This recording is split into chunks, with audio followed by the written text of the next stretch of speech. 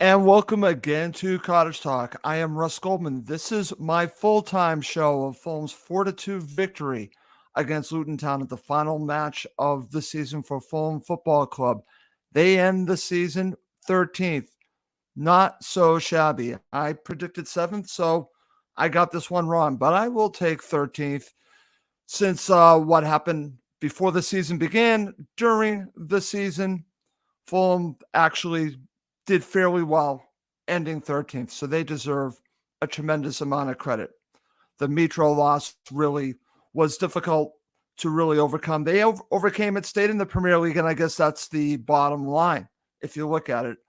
I'm not a big fan of being just mid-table, that mid-table mediocrity, but they're in the Premier League, and hopefully they can build on what they did last season. This is the final episode of Cottage Talk for the season.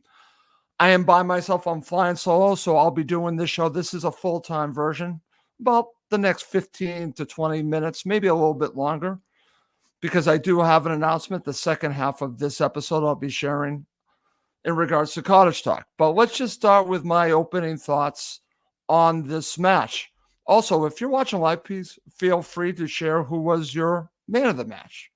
So it's interesting because it did feel at the beginning of this match that there was only going to be one winner, and it was going to be Fulham. But we've seen this time and time again. Fulham start strong. They were having a difficult time breaking down Luton Town, but I didn't see anything coming from Luton Town that made me feel that they were going to be in this match. Well, as we've seen over and over again, the opposition comes into the match. Luton Town are home. A lot of set pieces, a lot of long balls, and they basically start to become more dangerous in the first half. And I'll go through the goals in just a few minutes. But overall, it's a convincing Fulham victory. There was only going to be one winner. I don't care what the Luton Town supporters are going to say. Only going to be one winner, and it was going to be Fulham. They were, for the 90-plus minutes, the better side. So they deserve all 3 points. Fulham deserved to be 13th. I say they deserve to be a little bit higher, but they did not do enough to get into the top 10. So 13th is where they end up. As a former co-host said, the table doesn't lie. So in the end, he's probably right. Even though I think that they should have been better, they deserve to be 13th. So we can quibble with that, but that's where they are. But overall, I thought it was a very good victory for Fulham Football Club. Maybe something to build on for next season. A couple goals from Raul Jimenez, a goal from Adama Traore, which was great, and then a very nice goal from Harry Wilson, who unfortunately hit the crossbar on a set piece. He could have scored earlier, so I'm happy for him. So very good victory for Fulham. Great way to end the season, I think, and end 13th. As always, please do subscribe on YouTube and Apple Podcasts. It does help other Fulham supporters find us. I'm just going to share some comments. This is from That's So Craven. Enjoyable game. A good way to end the season. Good stuff, Russ. Thank you very much for that. This is from Stefan. He says, bottom line, 13th is midterm mediocrity. And I tend to agree with that. He actually corrects himself and say mid-table. That's kind of where I am on that. I want better for Fulham Football Club. I think we all deserve better. What's interesting about this is that I always hear this when it comes to Fulham. Well, know your place. Know where you belong. You're supposed to be in mid-table. I say, F that crap. I've been a fan since 2007. I'm not going to settle for this. I am absolutely not. We should not be settling for just being mid-table. Marco Silva, our head coach, doesn't want to be a mid-table team. He wants better. We should want better. I understand the history with Fulham Football Club. I'm saying throw that all out. We should be demanding more. We should be demanding upgrades in this offseason for Fulham Football Club. We deserve better players. We have key players. We got to hold on to them and build on that. But this idea that we should be just settling for mid-table is a bunch of BS. And I'm not going to accept that anymore. If someone comes to me, and I had a lot of people coming at me in regards to my thoughts that I don't know the English game, and I'll say, screw you, I do know the English game. I've been a fan for a while now. Don't tell me that. I'm just a man from Boston, and I am used to a different way of thinking.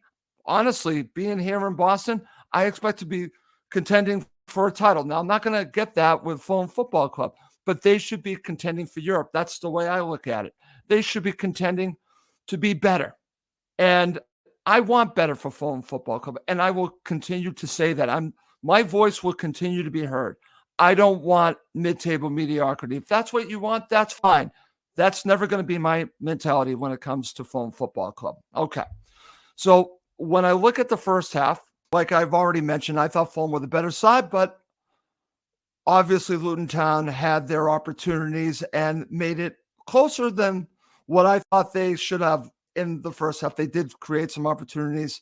I'll talk about their goal in just a second, but it really was a very nice goal from Adama Traore. I'm glad that he started this match. I thought he played very well, and they were difficult to break down, but when he had that opportunity to score, a great pass to him, I believe it was from Harry Wilson, sets him up, and just a nice one touch, and then lets it fly, and the goalkeeper had no chance, and Fulham go up 1-0. So I'm thinking, okay, we go in the half up 1-0.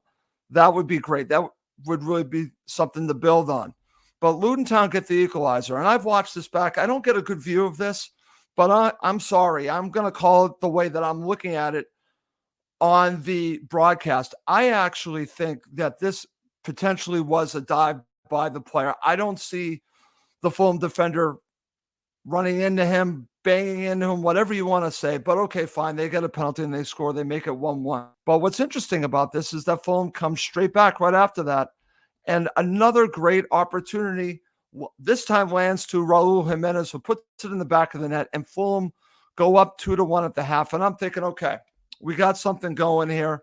Fulham were the better side in the first half. Yes, Luton Town created some opportunities, but they deserved, in my opinion, to go ahead at the half. I know others will disagree with that. So that's my analysis of the first half. Go on to the second half.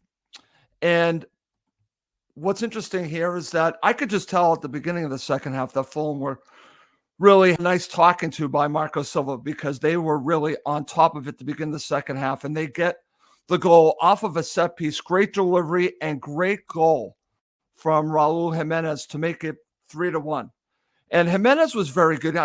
Listen, he's making his argument to stay at Fulham Football Club, and he scores two very good goals here. And dare I say, was trying to get a real hat trick, but did not get that hat trick. But he was very good in this match. He really was. I want to give him full credit. And this was a great goal and a header, giving Fulham the lead and making it, well, Fulham already had the lead, but now it's 3-1.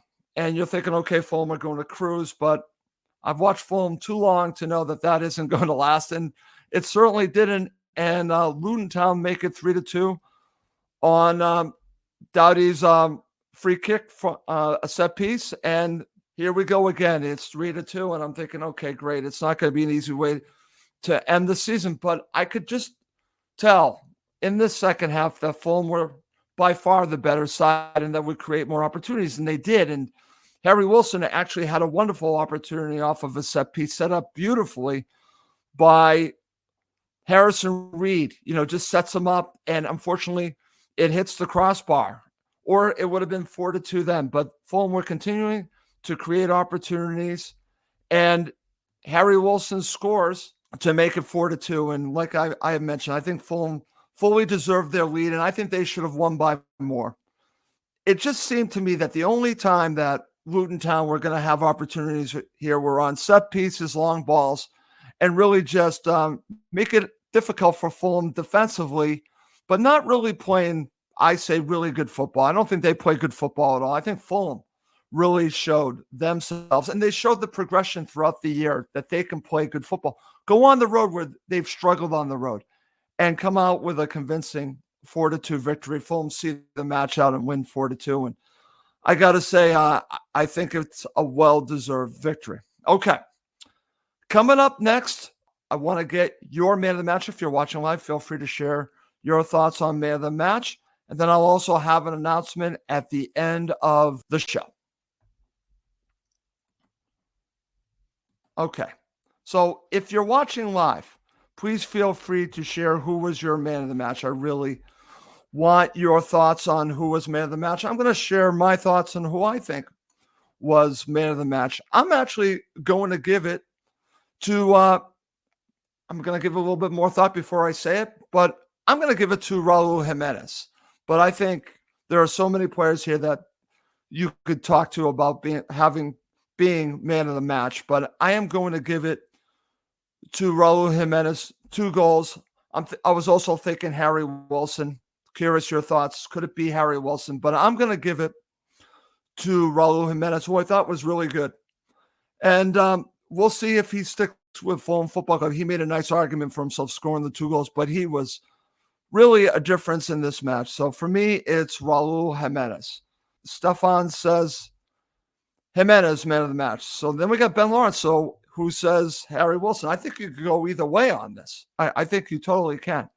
But I am going to go with Raul Jimenez. Ben Lawrence goes Harry Wilson. So I can definitely see that as well. And listen, I just want to mention, because I do have a lot of people watching live, I just want to thank everyone for watching live to this episode. Unfortunately, my co-hosts could not make it today. Max Cohen and Jan Jeunesse, they could not make it today. But it's been a joy doing it with them, doing it with Emilio, all my co-hosts for all this time. I've been doing this show from, I want to say, what was it? Me and Kyle started in August of 2012. Fulham were actually in the Europa League, and that's where we started Cottage Talk, amazingly. And big credit to Kyle, who's gone on to bigger, better things. He's working for the Sporting News and doing a great job. So congratulations to him. But I do want to mention this because there is an elephant in the room. And let's just call me Dumbo. There is an elephant in the room, so I'm going to end this episode talking about that. So I did make an announcement after the Liverpool match that this episode would be the final episode of Cottage Talk. And I'm just going to share why I came to that conclusion. And what's interesting about ending the show, I was thinking about this for a while. It wasn't something that I just decided to do.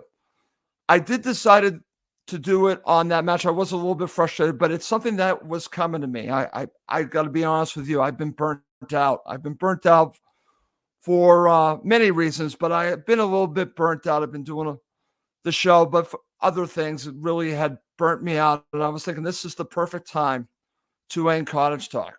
So I did do it during that show that after the Liverpool match. I was disappointed, and I didn't plan on doing it then, but I did plan on ending Cottage Talk. I was just trying to think of when was the right time. Well, they were coming off of a loss, so it just came out of me.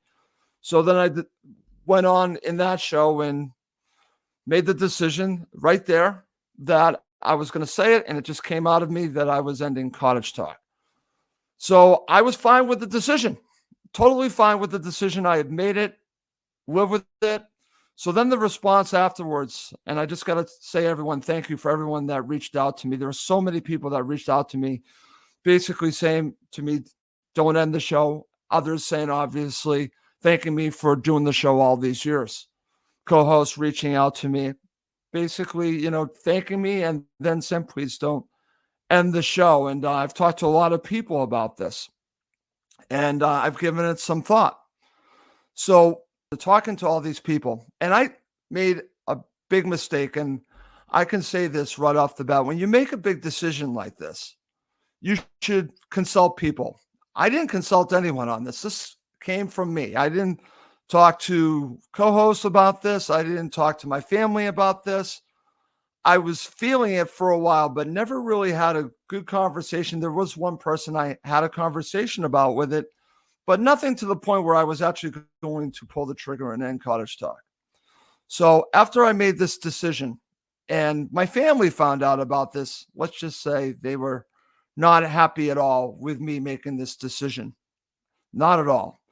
In fact, my son Brady, who was with me in Philadelphia, was very upset that I had made this decision to stop Cottage Talk, and basically told me I should not be stopping Cottage Talk. He was there. He's not a Fulham supporter, but just loved the fact that this show was affecting so many people. So he was the one that really was getting to me and telling me, Dad, do not stop Cottage Talk. And after we had this discussion and talking to others, I made the decision to continue to do Cottage Talk. So this will not be the final episode of Cottage Talk. But what I will say to you is that when I made the decision to continue, I made it with this caveat that I was going to make Cottage Talk better. I didn't want to make it the exact same way. So I'm going to take an extended leave from the show. Probably won't be returning until sometime in July. And what I'm going to do is take a rest. But what I'm also going to do is revamp Cottage Talk. I'm going to make it more of a visual show. So when people are watching live, I'm going to, obviously, if you're watching live, you can see my camera's terrible. So I apologize for that.